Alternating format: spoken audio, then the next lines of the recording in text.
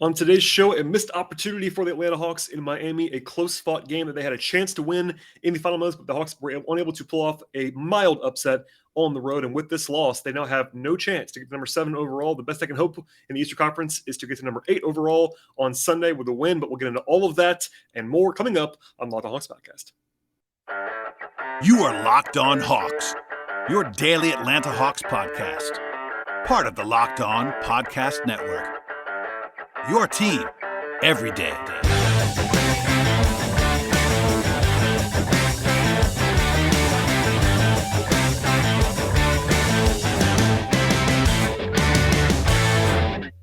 Hello, friends. Welcome to episode 1214 of the Locked On Hawks podcast. I am your host, Rowland, coming to you on a Friday evening. And thank you for joining us, as always, on the podcast and making this podcast your first listen each and every day. Check us out on Apple Podcasts, Spotify, and YouTube.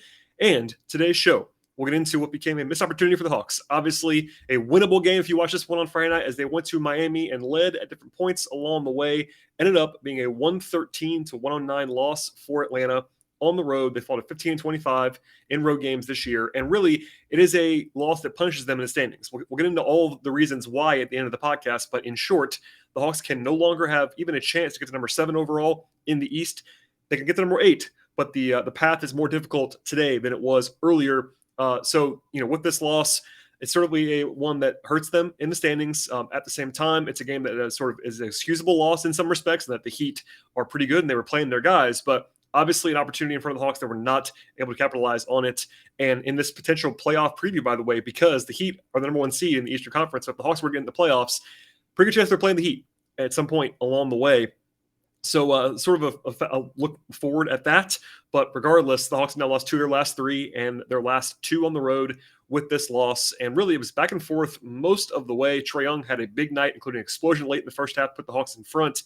But then in crunch time, the Hawks kind of just went quiet and not a lot of fireworks down the stretch. And in fact, the offense in the second half was not particularly awesome, which we'll dive into later on in the show. But overall, a game that in a vacuum back in January would have been a pretty harmless result, a close-fought loss to a good team on the road. But in April, when every game is magnified, the Hawks had chances this one, and they were not able to pull off the victory. So we'll get into the game. As always, if you're a new listener, welcome aboard. What we do on this podcast is dive into sort of the context before the game, go through the game itself with some ebbs and flows, my observations and analysis, and then we'll end the show with some player-by-player breakdowns and a look ahead to the rest of this weekend, which is obviously a huge one in the NBA world, and that definitely pertains to the Hawks at this stage. So as for the game itself coming in, regular rest for both teams, there was a lot of concern / interest, intrigue, whatever word you want to use, as to whether Miami would actually try in this game. I talked about that a lot yesterday on the podcast on a mailbag show, which, by the way, is still relevant other than the last couple minutes talking about the standings. But that was a lot of fun to do overall. But basically, there was this thought that Miami could rest some of their guys or all of their guys in this game because they actually clinched the number 1 seed, but they weren't even playing Thursday night. So it was the first game after that. Eric Spoelstra, their head coach, said pregame they wanted to stay sharp and sort of noted this, and as I said even last night, that if they had not tried in this game, they would have been basically off for more than a week, which teams don't necessarily love to do. So that's why they ended up playing. It wasn't like the Heat were at 100% full strength, but they played their guys real minutes. Jimmy Butler played 37 minutes in this game. Bam Adebayo 33 minutes. Kyle Lowry 31 minutes. So they tried, obviously, in this one, which made life more difficult on the Hawks. Elsewhere, the Hawks had some injury stuff, as they usually do. Bogdanovich was added as questionable after not being on the injury report originally, but ended up playing and playing well. Lou Williams was out in this game after he was listed as questionable. He's been out, I believe, in 5 of the last 10 contests now for Lou down the stretch of the season. And then Collins, of course, no update and no return for him. On the Heat side, PJ Tucker was out, was the most prominent guy out for Miami. And then Omar Yurtseven also missed the game, their backup center. So they were at least somewhat dinged up, but still largely healthy with their key guys. And with all of that said, our friends at BetOnline made the Hawks 1.5-point underdogs in this game, which basically means the Hawks were slightly, obviously not supposed to be winning this game, but more of a coin flip than anything else.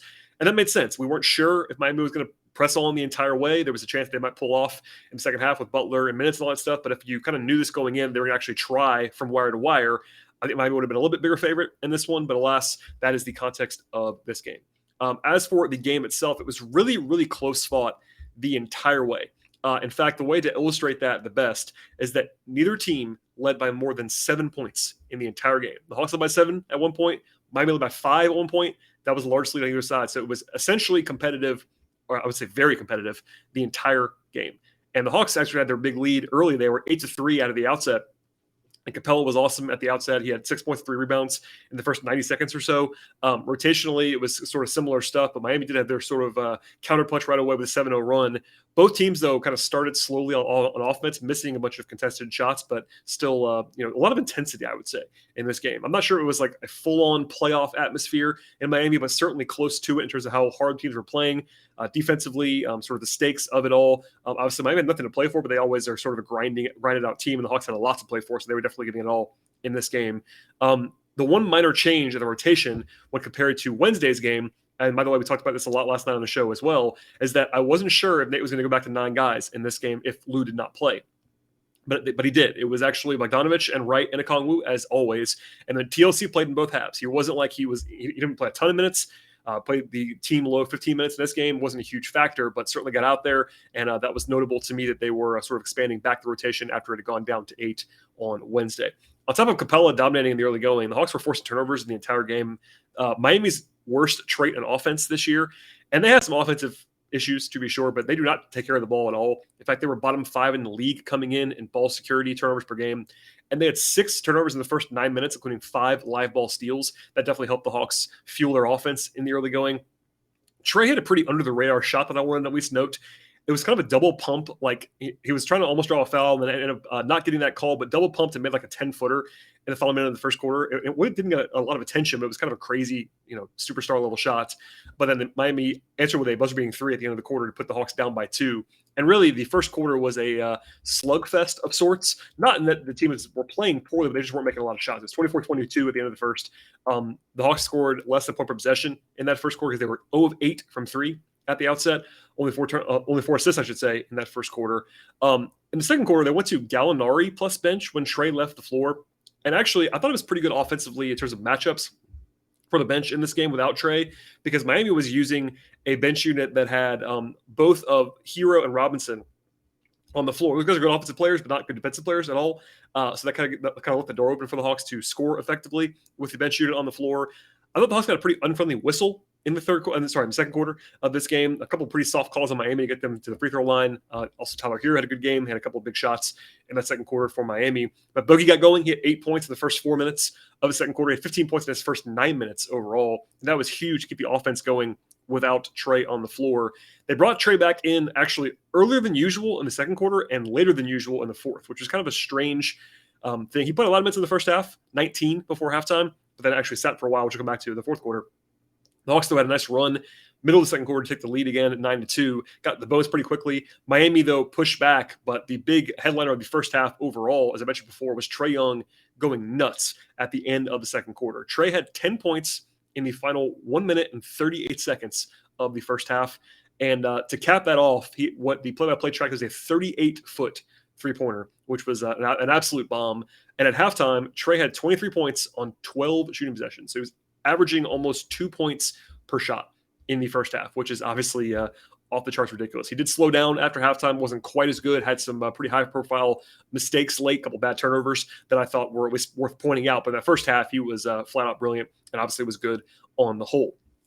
The Hawks led by 5 at halftime with a 122 offensive rating, and really that's a heck of a half against a really good Heat defense.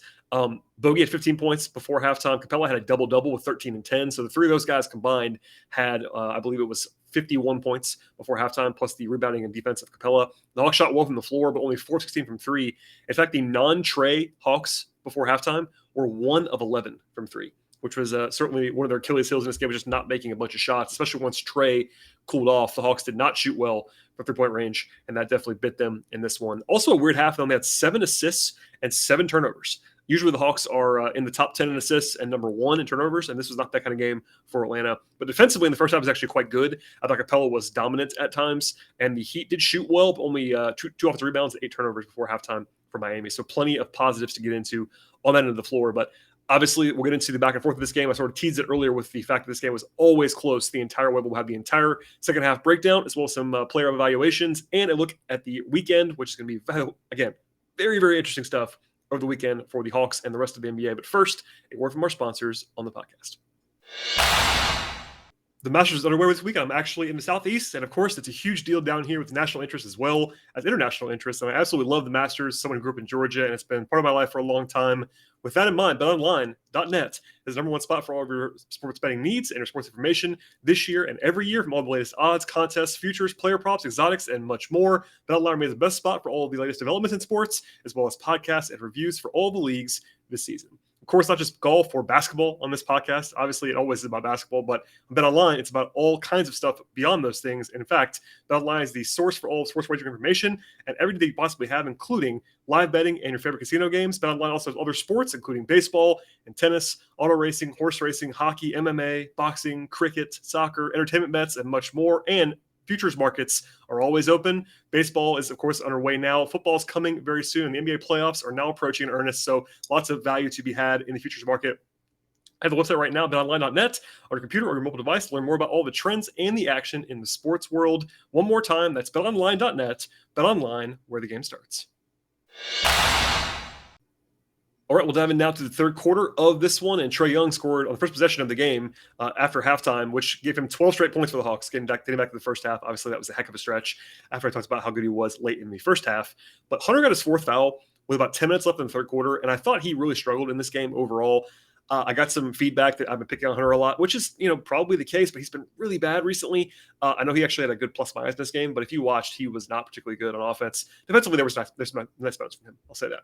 But a couple of bad, high-profile moments offensively. It was dead even, though, in the first 6 minutes, actually hilariously so. 15-15, I believe, at the first timeout break. But the notable thing here was that Trae Young got a technical foul for an interrupted dribble. He actually got called for a turnover and then got a technical foul arguing it as his 15th technical foul of the season, which you might not know or really care about. But in the NBA, 16 in the regular season is a one-game suspension. Now, it does reset crucially because when the playoffs start, if the Hawks were to make a run, they're going to have Trae and not have him be suspended. But Chris Kirschner of The Athletic checked in with the NBA and confirmed this. That was also my suspicion, but I wasn't 100% sure, that even if Trae gets a technical foul on Sunday in Houston, he will not be suspended for the play-in game because the clock resets for the playoffs, which I guess includes the play-in. So no real fear here, but obviously not great that Trae was at least that close to getting suspended for a game. Just something at least to put a pin in. The biggest run by Miami, though, was coming right after that timeout and that technical foul. Miami scored the next 10 straight points to go from down 5 to up 5, and that was their biggest lead of the entire game at that point. McMillan tried to take a timeout in the middle of that run, didn't really stop things, so they made a couple threes. I thought Kevin Huerter actually made a huge shot when it got to 5. It was really teetering toward Miami at that point. Rotationally, it was pretty much the same stuff, other than the fact that they actually went with Hunter plus bench rather than Gallo plus bench when Trae sat out in the fourth quarter. I thought Trae got fouled on the last trip of the third quarter, which would have been a nice swing toward Atlanta, but it was not called. And because of that, the Hawks were down by 4 at the end of the third quarter after leading by 5. So that was a big swing against them in that third quarter. It was, I believe, the final tally in the third. 35-26 in favor of Miami. So not great on either end of the floor in the third quarter. Miami shot 62% from the floor and 4-7 from 3 in the third. The Hawks were 6-24 from 3 through 3 quarters. So lots of not great stuff there on the number side. In the fourth, they sat Trae for a long time. They had to sit him. I will say this always, like people kind of yell at him sitting in the fourth quarter. Look, he's got to sit sometime. But I will say, I'll say it now just to avoid coming back to it later on. He sat for too long in this game. He sat for 7 minutes in the fourth quarter, and that is too long. Now, in principle, it didn't burn them because the Hawks actually played well on the scoreboard with Trae off the floor. I thought they were pretty lucky to maintain that margin that they actually had, which we'll come back to in a second. But on the whole, I didn't love Nate's management of this game in a couple different ways. The way that he staggered rotations in the second half, the way that he sat Trae for too long in the fourth quarter. And I also thought that Gallinari playing in crunch time was a mistake, given what he had not been doing on offense. When he doesn't go on defense, I thought DeLon Wright should have been closing for the Hawks. But a couple of just nitpicking stuff there on McMillan. But I thought those were 3 notable breakdowns, including Trae just sitting for about, 3 minutes too long, 2 minutes too long. I think he is, in general, people want to have him come in at all times, which I understand. He's obviously awesome, but he's going to have to sit for more than 2 minutes. But 7 is pretty extensive in the second half, in the fourth quarter of the game, and that's what happened in this game. Going back to where he actually was on the bench, though, the Hawks had a 12-2 run without Trae. So I say all that, and that's why I said it to make sure that I was on the record, because it was not exactly a results play for me, because Bogey hit 2 threes that were huge from the Hawks to give them a pretty big lead. Again, they won it by 6 points at that point in time. Hunter did finally score, by the way, in that stretch. He was actually 0-6 from the floor, and that was his only bucket of the game. But there was one possession before that in which he had a fast break against Tyler Hero, in which he just got stripped against Tyler Hero as a bad defender. That was kind of a microcosm of Hunter's offensive stuff recently. Again, defensively, I thought he had some pretty nice moments in this game. We'll come back to that later on. I just thought it was a kind of a weird segment, but he did have one big shot in that run. But the Hawks did slow down from there. They had 4 trips in a row they didn't score, and they almost had a 5th, I believe, in a row. And then Okongwu got off the rebound and finished to keep the lead at 4. But, Trae sitting too long was just bad process in my mind. I also thought Capela sat for too long, which I said on Twitter as well. Okongwu played well. The gap between him and Capela was not like absolutely huge in this game, but I thought Capela was so good that he sat for about, 2 minutes too long probably in the fourth quarter. Trae came back in with a 6-point lead and 5 minutes to go. So if you want to argue against me that he sat for too long, it would be a scoreboard kind of thing because the Hawks were actually up by more than when he sat.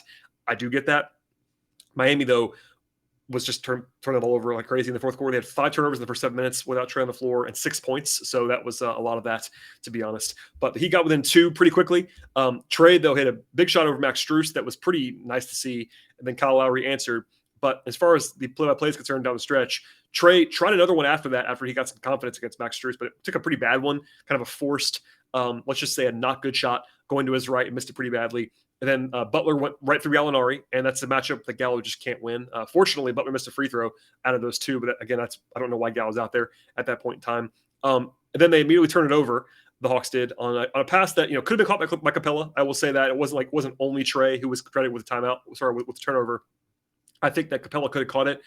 Also, a pass that I think was just kind of not necessary at that point in time, which is kind of a theme for Trae. Sometimes he gets a little bit overzealous in fourth quarters, and that definitely happened in this one with that pass, a couple shots as well. I will say the unlucky moment of the night was when Tyler Hero hit a 3 after that to go from down 1 to up 2 for Miami that actually hit the rim, went way up in the air, hit the backboard, and still went in. That was a wild one, and obviously you just got to shake your head at that point. From there, Trae did go quickly and score back to tie the game, and then Butler missed a jumper that would have gave the lead again. But the Hawks had a good chance with the ball in a tie game. But they kind of started late in the possession. There was really nothing going. And then Trae almost airballed like a 1-foot, very awkward 3 late in the shot clock that he had to take it, but it was just a broken possession all the way around. And then the Heat played good offense on the next possession. Again, Gallo's still in the game, and so is Bogey. And that's pretty flammable with those 2 guys on the floor plus Trae. That's just tough to get stops. And Lowry got Bogey on an up fake that Bogey just kind of bit on pretty hard, drove to the rim, found Bam Adebayo for a dunk, and the Hawks were down by 2 with about 30 seconds to go.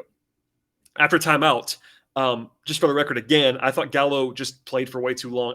I will say he should have come back in at that point on offense in a must-score possession, so I still would have had him out there for that. But before that, I would have gone with DeLon Wright. I know it's pretty small with DeLon plus the 3 guards and Capela, but given what Miami plays, like Jimmy Butler's their 4, basically, I think that you could have put DeLon or Bogey on Jimmy Butler and been okay at that point in time, just physically.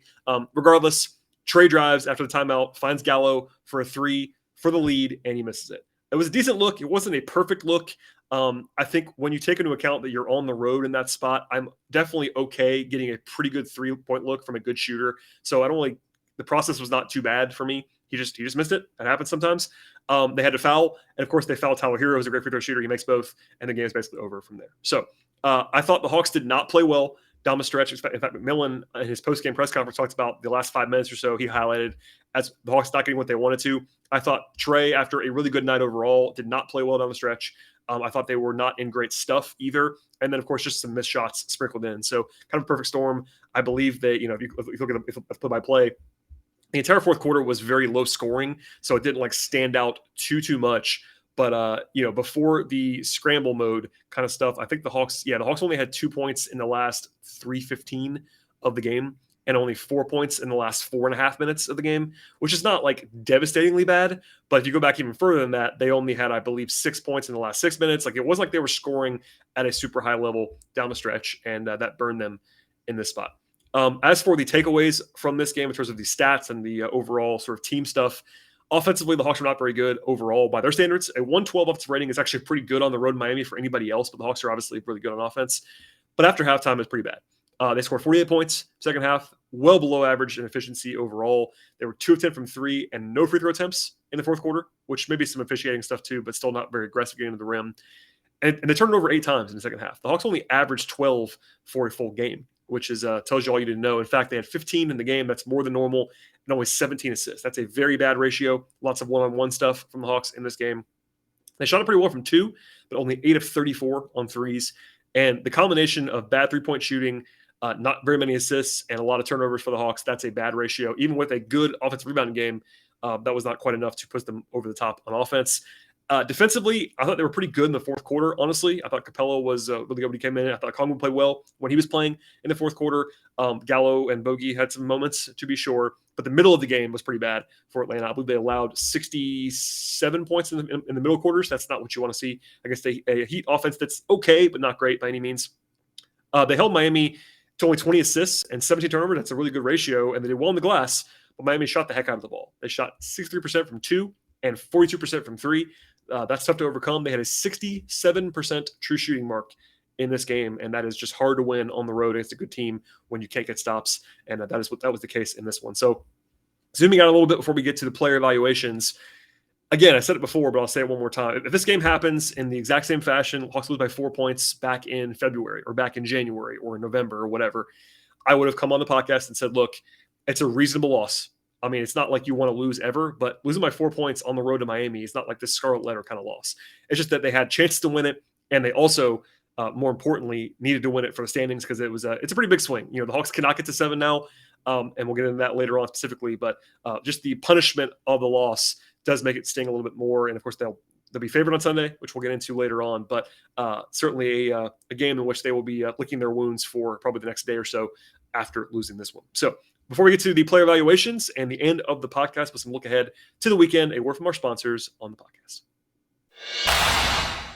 I'm really trying to eat right this year. I'm having a lot of success with it, but a lot of that success goes to the help of Built Bar. In some ways, it's actually a lot easier for me to eat healthy because I actually enjoy eating Built Bars and protein-infused puff bars. They're fantastic. All the other fan favorites from Built Bar.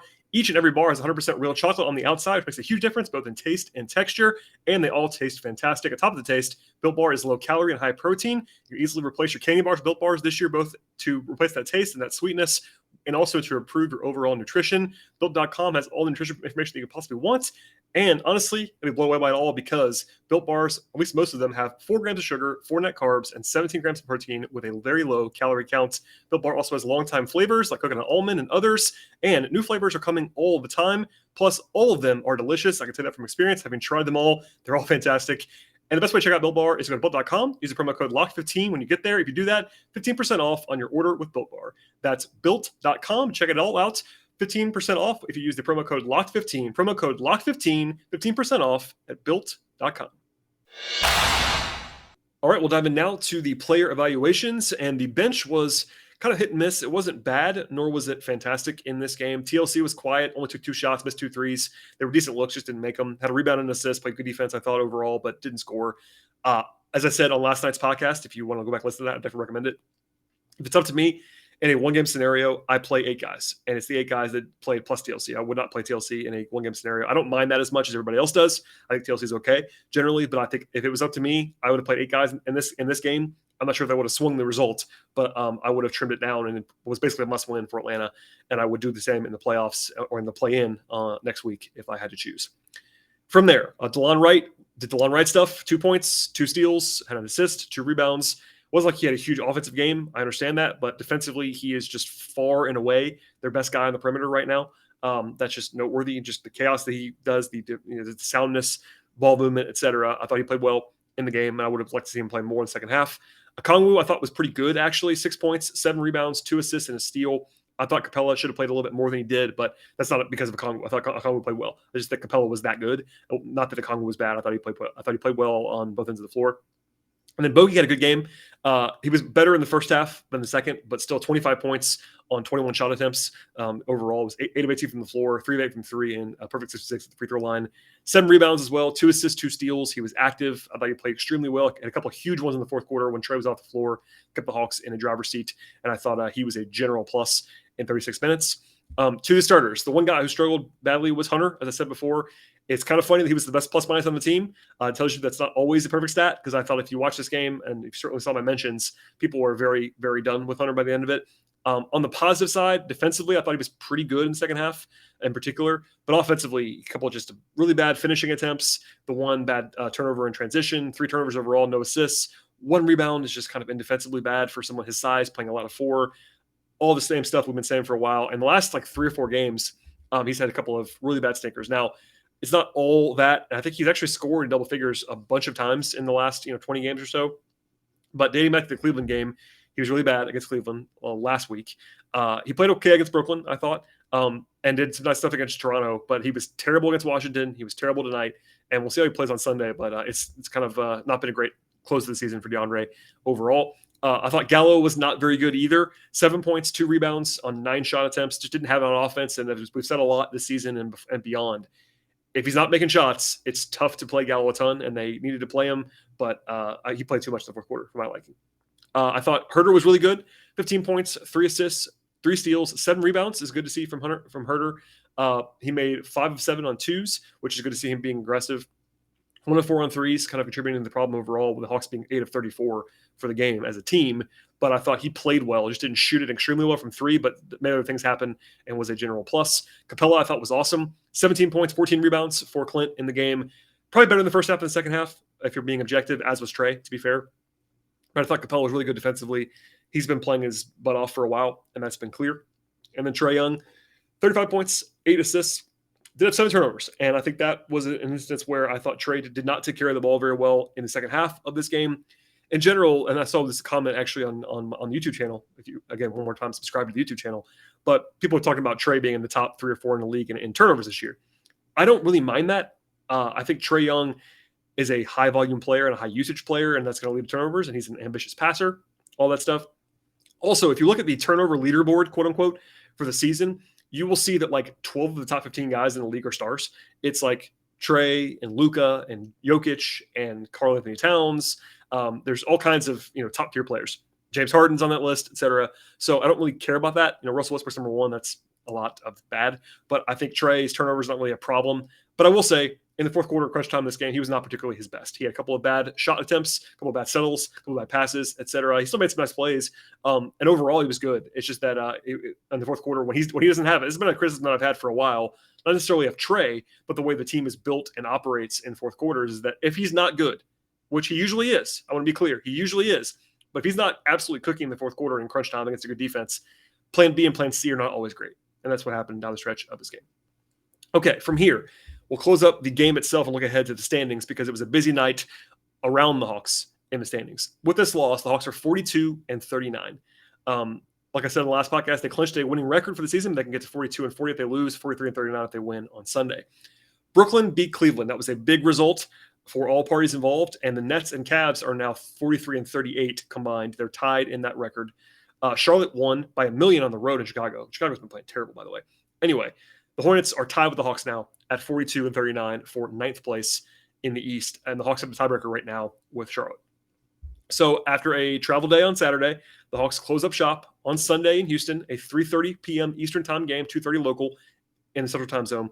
And the Hawks have to win the game or they will definitely be in the 9-10. That goes without saying. Now, the Hawks are going to be a huge favorite in Houston. The Rockets are not particularly trying at this instant, although they did take the Raptors to the brink tonight on the road. So I want to say this and stress this. The Hawks in Houston are favored.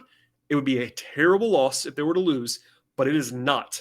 I want to say this again. It is not a guaranteed win by any means. The Hawks going on the road has been an adventure at times. Houston has at least been frisky. They do have some talent along the way. So don't assume. I think the Hawks should win. The Hawks will be favored to win by a lot, I would imagine. But I just want to get on the record. I'm not guaranteeing a victory in that spot. From there, again, one more time, the Hawks have to win that game, or if they lose, they will be in the 9-10 for sure. If they win, they need Cleveland to lose to have a chance to get to number 8 overall. Number 7 is off the table because they lose every tiebreaker to the Nets. If they get in a 2-team tiebreaker with the Nets win. A 3-team tiebreaker with the Nets win. 4-team tiebreaker with the Nets win. So the Hawks cannot get to 7 unless there's something that I'm just unaware of, but the NBA has put out those scenarios and they can't get there. So if the Hawks were to win and the Cavs were to lose, the Hawks will be number 8. And that would be pretty big. Obviously, if you missed yesterday's show, you don't love the play-in format, etc. It is better to be in the 7-8 than the 9-10 for obvious reasons, but the biggest one is that if you get in the 7-8 game, you have 2 chances to win 1 game. If you're the 8 seed, you're on the road in the first game, which is tough, but when or if you lose that one, you still have a home game later in the week to get in the playoffs. If you're in the 9-10, one bad night and you're out. So that's tough. All that said, the Cavs play Milwaukee on Sunday. If Milwaukee were to play their guys, Cleveland is an underdog in that game. Milwaukee is better than Cleveland. The game is in Cleveland, which is worth noting, but the Bucks are better than the Cavs. And that gives it the same time as the Hawks game on purpose for the main schedule. But I don't know what the Bucks want to do. They might try. They might want to have the Cavs win to keep the Hawks down. They might want to have Brooklyn. Somebody asked me tonight, if if you're Milwaukee, what would you do, basically? And it depends on how scared Milwaukee is of Brooklyn. Because if you want to say, if the only objective, and this is probably not the only objective, but if the only objective would be to avoid Brooklyn, I would argue that getting the Nets to play the Cavs is probably what I would not want to have happen if I was Milwaukee, because Milwaukee's the 2 seed. So that means if Brooklyn's the 7, then they play Milwaukee. So if I'm the Bucks, I'd want the Hawks to be the 8 seed to give the Hawks in my mind, have a much better chance of beating the Nets than the Cavs do. Regardless, we will not know probably until Sunday what the Bucks are going to do, unless there's something happening that I'm not aware of right now. But old friend Mike Budenholzer could be playing a huge part in the Hawks getting to the 8 seed or not. So we'll keep an eye on that, and we'll update you on Twitter and all that stuff between now and then. But if you are a Hawks fan and have 2 TVs and a league pass, I'll be turning on Cavs Bucks at the same time as the Hawks game on Sunday, because other than the Hawks game itself, that is the single biggest game that will affect the Hawks this season. So other than that, Charlotte plays Washington at home. They'll be favored in that game, not by a ton probably, but they'll be favored. The Hawks can only get to number 10 overall if they were to lose and have Charlotte win. That is not likely to happen, but it's possible. The Hawks do have the tiebreaker with the Nets. With the Hornets. So if let's just say the Hawks play the Hornets in the 9-10, it'll be Hawks over Hornets in the standings, unless they don't tie, unless Hornets finish ahead of Hawks. We'll see on the 3-way tiebreakers according to Cavs loss plus Nets. I believe it's Hawks win the tiebreaker if you have a 3-way with the Cavs and the Hornets, but lots of uncertainty and all that stuff. I will say this: the Hawks got to get as far up as they want to, which means they have to win. If they win, they can't fall below 9. That's what it comes down to. 9's better than 10. 8's better than 9. It's very simple. So essentially, at the end of the day, I know I'm rambling a lot here, the Hawks will be likely, I want to stress likely, not definite, likely to be either the 8 seed or the 9 seed. The biggest question, the biggest coin flip of them all is Cleveland-Milwaukee. I think the Hawks are clearly favored to win their game. The Hornets are favored to win their game. And the uncertainty game is Cleveland hosting Milwaukee, so we'll keep an eye on that. And if anything changes, I'll pass it along on Twitter. Follow me on Twitter at BT Rowland. Follow the show on Twitter at Locked On Hawks. No podcast between now and the game on Sunday. I'll be back from the road on Sunday evening. I have a jam-packed weekend ahead of me with some travel and a funeral and all kinds of stuff. So forgive me if I'm out of pocket for a little bit of time. But I'll be back again Sunday night. I promise you that, heading into Monday. And as I said last night on the show, the play-in schedule dictates that if the Hawks were to win and get into the 7-8 seed, with some help from the Cavs, so the 7-8 game is Tuesday, the 9-10 game is Wednesday. So the Hawks will be playing either Tuesday or Wednesday. Mark your calendars, but we will not know that result until Sunday. Okay, please subscribe to the podcast on Apple or Spotify or YouTube especially, as we're trying to drive subscriptions there. Follow the show on all platforms.